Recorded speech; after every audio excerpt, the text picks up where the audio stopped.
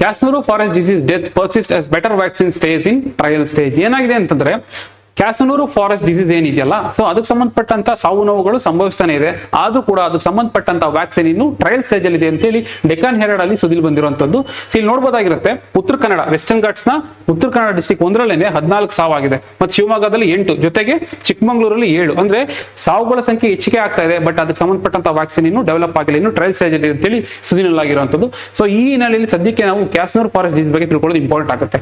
ಕ್ಯಾಸ್ನೂರು forest disease ಹೆಸರು ಹೇಳೋ ರೀತಿಯಲ್ಲಿ ಇದು ಫಸ್ಟ್ ರೆಕಗ್ನೈಸ್ ಆಗಿದೆ ಅಥವಾ ನಮಗೆ ಅರಿವಿಗೆ ಬಂದಿದೆ ಎಲ್ಲಿ ಅಂತಂದ್ರೆ ಕ್ಯಾಸ್ನೂರು, ಶಿವಮೊಗ್ಗದಲ್ಲಿ ಇದ್ದಂತ ಒಂದು ಫಾರೆಸ್ಟ್ ಕ್ಯಾಸ್ನೂರು. ಸೊ ಅಲ್ಲಿ ನಮಗೆ ಗೊತ್ತಾಗಿದ್ದು 1957 ಅಲ್ಲಿ ಇದ್ರ ಬಗ್ಗೆ ಒಂದು ಅರಿವು ಮೂಡುತ್ತೆ.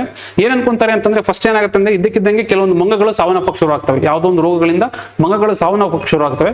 ಸೊ ಅದಾದ್ಮೇಲೆ ಸಂಭವ ಅದ್ರ ಜೊತೆ ಟಚ್ ಅಲ್ಲಿ ಇದ್ದಂತ ಅಥವಾ ಕಾಂಟ್ಯಾಕ್ಟ್ ಅಲ್ಲಿ ಬಂದಂತ ವ್ಯಕ್ತಿಗಳು, ಆ ಫಾರೆಸ್ಟ್ ಅಲ್ಲಿ ಇದ್ದಂತ ವ್ಯಕ್ತಿಗಳಾಗ್ಬೋದು ಅಥವಾ ಬೇರೆಯವರಾಗ್ಬೋದು, ಅವರು ಕೂಡ ಈ ವಿಪರೀತ ಜ್ವರ, ತಲೆನೋವು, ರಕ್ತಸ್ರಾವ ಏನ್ ಮಾಡ್ತಾರೆ ಅಂತಂದ್ರೆ ಅವರು ಕೂಡ ಸಾವನ್ನಪ್ಪಕ್ಕೆ ಶುರು ಮಾಡ್ತಾರೆ.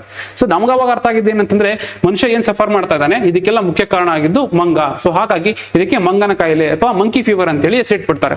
ಆಮೇಲೆ ರಿಸರ್ಚ್ ಆಗ್ತಾ ಗೊತ್ತಾಗಿದೆ ಏನಂತಂದ್ರೆ ಆಕ್ಚುಲ್ ರೀಸನ್ ಬಂದು ಮಂಗ ಅಲ್ಲ, ಸೊ ಅದು ಹೋಸ್ಟ್ ಮಾಡ್ತಿದ್ದಂತ ಅಥವಾ ಅದರಲ್ಲಿದ್ದಂತ ಉಣ್ಣೆಗಳು ಅಥವಾ ಏನ್ ಟಿಕ್ ಅಂತ ಹೇಳ್ತೀವಲ್ಲ, ಸೊ ಅದು ಕಾರಣ ಅಂತ ಗೊತ್ತಾಗುತ್ತೆ. ಅಂದ್ರೆ ಆ ಒಂದು ಟಿಕ್, ಅದು ಉಣ್ಣೆ ಏನಿರುತ್ತಲ್ಲ, ಆ ಉಣ್ಣೆ ಏನ್ ಮಾಡುತ್ತೆ ಅಂತಂದ್ರೆ ಒಂದು ವೈರಸ್ ನ ಕ್ಯಾರಿ ಮಾಡ್ತಾ ಇರುತ್ತೆ. ಇಲ್ಲಿ ನೋಡ್ಬೋದಾಗಿರುತ್ತೆ, ಒಂದು ವೈರಸ್ ನ ಕ್ಯಾರಿ ಮಾಡ್ತಾ ಇರುತ್ತೆ. ಸೊ ಆ ವೈರಸ್ ಇಂದಾನೆ ಇದೆಲ್ಲ ಕಾರಣ ಆಗ್ತಿರುವಂತದ್ದು. ಸೊ ಹಾಗಾಗಿ ಅವಾಗ ಹೆಸರಿಡ್ತಾರೆ ಅದಕ್ಕೆ ಅಂತಂದ್ರೆ ಕ್ಯಾಸ್ನೂರು ಫಾರೆಸ್ಟ್ ಡಿಸೀಸ್ ವೈರಸ್ ಅಂತೇಳಿ, ಅದಕ್ಕೆ ಆಗ ನೇಮಿಂಗ್ ಮಾಡುವಂಥದ್ದು. ಏನಾಗುತ್ತೆ ಅಂತಂದ್ರೆ ಈ ಒಂದು ವೈರಸ್ ನ ಕ್ಯಾರಿ ಮಾಡುವಂತ ಉಣ್ಣೆಗಳೇನಿರ್ತವ, ಸೊ ಇನ್ ಕೇಸ್ ಏನಾದ್ರು ಅವು ರೋಡೆಂಟ್ಸ್ ಅಥವಾ ಇಲಿಗಳಲ್ಲಿದ್ರು ಅಥವಾ ಅಳಿಲಲ್ಲಿದ್ರು, ಅವುಗಳು ಸತ್ತ ನಂತರ ಅದ್ರ ಜೊತೆ ಯಾವುದೇ ವ್ಯಕ್ತಿ ಕಾಂಟ್ಯಾಕ್ಟ್ ಅಲ್ಲಿ ಬಂದ್ರು ಕೂಡ ಅವನು ಕೂಡ ಇದರಿಂದ ಸಫರ್ ಮಾಡ್ತಾ ಇರ್ತಾನೆ.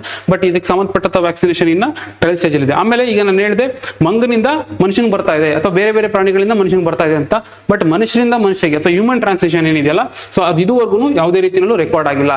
ಸೊ ಅಂಡ್ ಸದ್ಯಕ್ಕೆ ಇದೊಂದು ಎಂಡಮಿಕ್, ಬರೀ ವೆಸ್ಟರ್ನ್ ಘಾಟ್ಸ್ ಅಲ್ಲಿ ನೋಡಕ್ ಸಿಗ್ತಾ ಇರುವಂತಹ ಒಂದು ಕಾಯಿಲೆ ಆಗಿರುವಂತದ್ದು, ಇದು ಎಂಡಮಿಕ್ ಆಗಿದೆ. ಸೊ ಇಷ್ಟು ಫ್ಯಾಕ್ಟ್ಸ್ ನೆನ್ಪಿಟ್ಕೋಬೇಕಾಗುತ್ತೆ. ಸೊ ಪ್ರಶ್ನೆ ಯಾವ ರೀತಿ ಬರ್ಬೋದು,